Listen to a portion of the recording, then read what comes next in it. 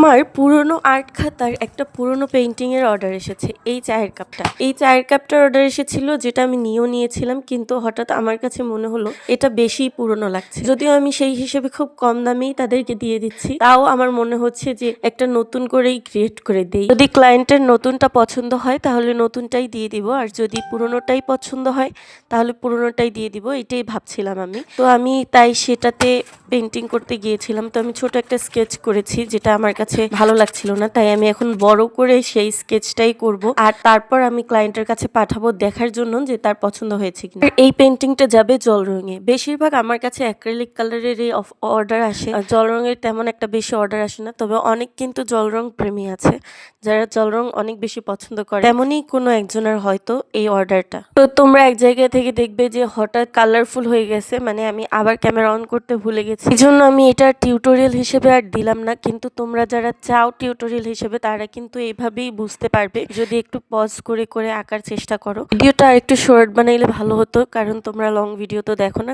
যাই হোক, এটা অত বেশিও লং না, শর্ট একটু দেখে নিও প্লিজ। একটুকু চায়ের কাপের মধ্যে যে কত ডিটেলস দেওয়া লাগে সেটা আর বলে বোঝানো সম্ভব না। তোমরা দেখতেই পাচ্ছ আমার হাত কি জোরে জোরে চলছে। যাই হোক, আগের থেকে একটু ইমপ্রুভ করার চেষ্টা করেছি, তবে প্রিজটা এটাতে একটু বেশি বড় হয়ে গেছে, কিন্তু ক্লায়েন্টের এটাই পছন্দ হয়েছে, তাই এইটাই যাবে এবার পার্সেল হওয়ার জন্য।